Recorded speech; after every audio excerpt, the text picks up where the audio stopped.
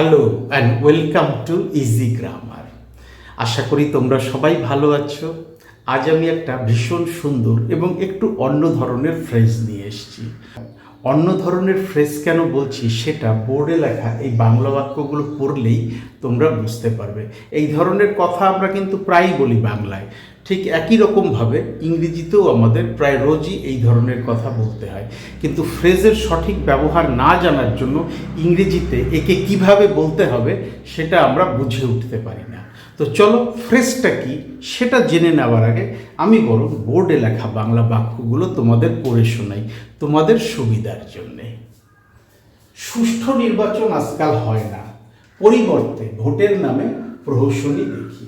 সুষ্ঠু নির্বাচন তো হয় না, যখনই নির্বাচন হয় মারামারি, ধাক্কাধাক্কি, খুনাখুনি, কেউ কেউ বলে ছাপ্পা ভোট চলছে, কেউ কেউ বলে বোমাবাজি চলছে। অর্থাৎ কি না, নির্বাচন বিধি মেনে কোনো নির্বাচন হয় না, যা হয় তা হলো ভোটের নামে প্রহসন বা নির্বাচনের নামে প্রহসন। গরিব সুবিচার পায় না, বরং তারা যা পায় তা কেবল বিচারের নামে প্রহসন। এটা তো অনেকেই বলে, অনেকেরই অভিযোগ যে গরিব মানুষ কখনো সুবিচার পায় না, তারা যা পায়, তারা যা দেখে তা হলো বিচারের নামে প্রহসন। তাদের সাথে শুধুই অবিচার হয়, তাদের নানা রকম আইনের ফাঁদে ফেলে তাদের বঞ্চিতই করা হয়। এটা কোনো পরীক্ষা নয় স্যার, এটা কেবল পরীক্ষার নামে প্রহসন। আমি পরীক্ষা কেন্দ্রে গেছি, পরীক্ষা কেন্দ্রে গিয়ে দেখছি যে আমি তো সারা বছর কষ্ট করে পড়াশোনা করেছি, কিন্তু যারা বখাটে ছেলে তারা বই খুলে পরীক্ষা দিচ্ছে, টুকলি করছে এবং তারাও পাশ করবে। সারা বছর পরিশ্রম না করেও তারা ভালো রেজাল্ট করবে, কারণ তারা একে অপরের খাতা দেখে লিখছে, বই খুলে দিচ্ছে। তাই আমি পরীক্ষায় যে গার্ড দিচ্ছে তাকে বলছি, স্যার এটা কোনো পরীক্ষা না, এটা হচ্ছে পরীক্ষার নামে প্রহসন। মনে হচ্ছে রেফারি নিরপেক্ষ নয়, তাই যেটা খেলার নামে শুধুই প্রহসন।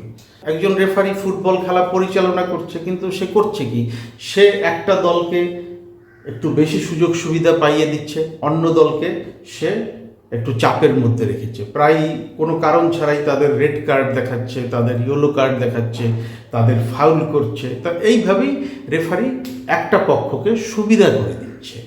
তাই আমি বলছি, মনে হচ্ছে যে রেফারি নিরপেক্ষ নয়, তাই এটা খেলা নয়, খেলার নামে প্রহসন। তাহলে এই যে চারটে বাংলা বাক্য আমি পড়লাম, তাতে কিন্তু একটা ব্যাপার পরিষ্কার, কোনো কিছুকে উদ্দেশ্য করে বা কেন্দ্র করে কিছু সংগঠিত হচ্ছে ঠিকই, কিন্তু তাতে স্বচ্ছতা বা সততা বজায় থাকছে না। মিথ্যা, ছলনা এবং কপটতার আশ্রয় নেওয়া হচ্ছে উদ্দেশ্য সাধনের জন্য। আর এই ব্যাপারটাই যখন আমি ইংরেজিতে বোঝাবো, তখন আমি যে ফ্রেজটা ব্যবহার করব সেটা হচ্ছে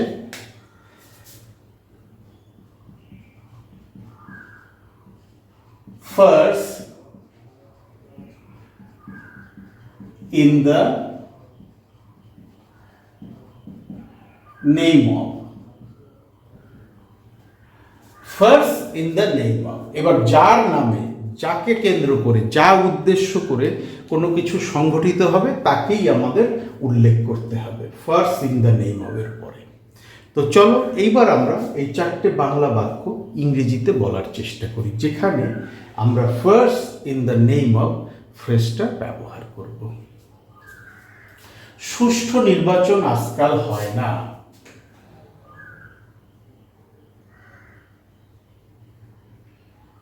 There is no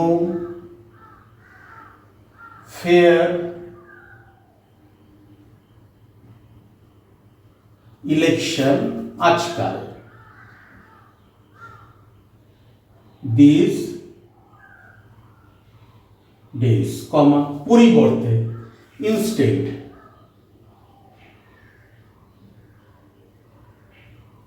ভোটের নামে প্রহসনী দেখি, অথবা ভোটের নামে আমরা যা দেখি তা শুধুই প্রহসন। এভাবেই লিখি, শুনতে আরো ভালো লাগবে।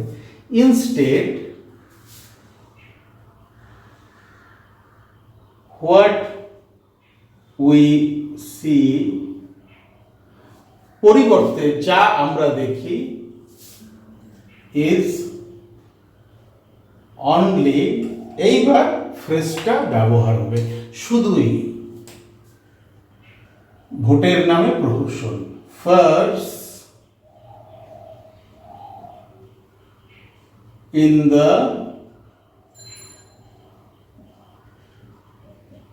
name of, কিসের নামে? নির্বাচনের নামে তাকে উল্লেখ করতে হবে। In the name of election. There is no fair election these days. সুষ্ঠু নির্বাচন আজকাল হয় না, বা সুষ্ঠু নির্বাচন আজকাল দেখা যায় না। পরিবর্তে ইনস্টেড ভোটের নামে প্রহসনই দেখি, অর্থাৎ কিনা যা দেখি আমরা তা শুধুই ভোটের নামে প্রহসন। What we see is only farce in the name of election. তার পরিবর্তে আমরা যা দেখি তা হচ্ছে শুধুই ভোটের নামে প্রহসন। পরিষ্কার হলো, ভীষণ সহজ, শুধু ফ্রেজের সঠিক ব্যবহারটা জানতে হবে। গরিব সুবিচার পায় না, গরিব সুবিচার পায় না এইভাবে না লিখে আমি আরো সহজ করে দেই, সেটা হচ্ছে গরিবের জন্য কোনো বিচার নেই বা সুবিচার নেই। No justice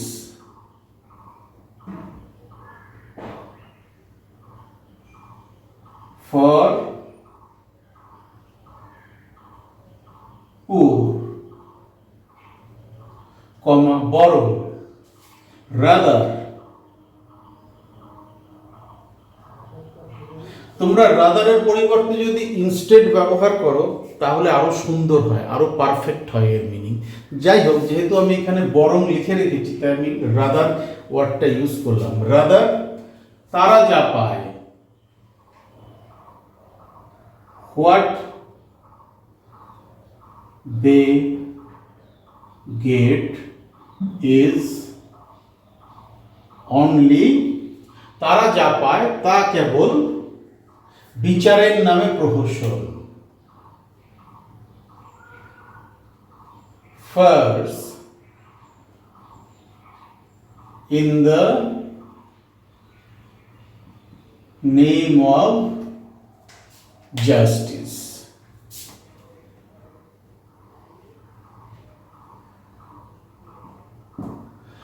No justice for the poor. গরিবের কোনো বিচার হয় না বা গরিব বিচার পায় না। Rather বরং হোয়াট দে গেট তারা যা পায় ইজ অনলি তা কেবল বিচারের নামে প্রহসন। Farce in the name of justice. এটা কোনো পরীক্ষা নয় স্যার, এটা কেবল পরীক্ষার নামে প্রহসন। এটা নয়, this is not an exam sir, this is not an exam sir, এটা কোনো পরীক্ষা নয় স্যার, এটা কেবল পরীক্ষার নামে প্রহসন। this is just, এটা হলো শুধুই পরীক্ষার নামে প্রহসন।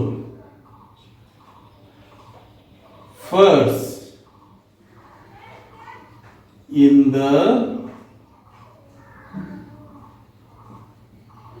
name of, পরীক্ষার নামে এক্সামিনেশন পুরোটাই লিখব।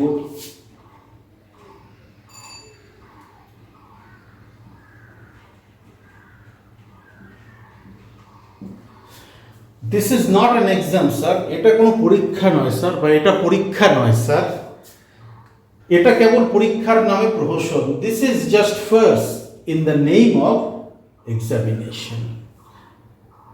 First in the name of প্রহসন, কোনো কিছুর নামে, যার নামে তাকে উল্লেখ করতে হবে। এই first in the name of এর পরে প্রথম সেন্টেন্সে আমি ইলেকশন উল্লেখ করেছি, ভোটের নামে প্রহসন। দ্বিতীয় সেন্টেন্সটায় আমি জাস্টিস উল্লেখ করেছি ফ্রেজটার পরে, অর্থাৎ কিনা বিচারের নামে প্রহসন। এবং তৃতীয় সেন্টেন্সটায় আমি ফ্রেজের পরে বসিয়েছি এক্সামিনেশন, অর্থাৎ কিনা পরীক্ষার নামে প্রহসন। ভীষণ সহজ এই ফ্রেজের ব্যবহার, একটু প্র্যাকটিস করলে আর একটু মনোযোগ দিয়ে দেখলে কোনো অসুবিধা হবে না সঠিকভাবে বাক্যে ব্যবহার করতে।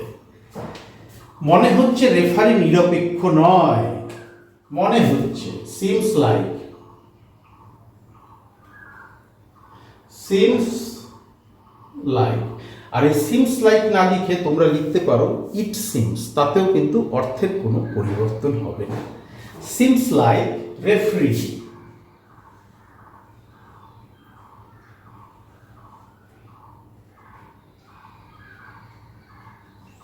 seems like the referee নিরপেক্ষ নয়, is not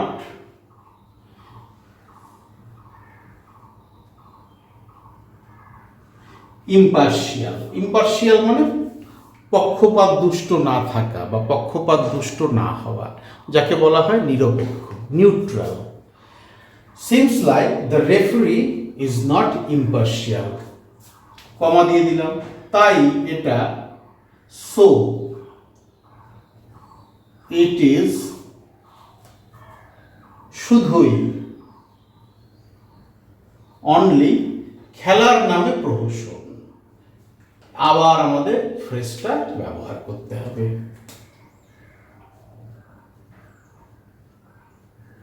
First,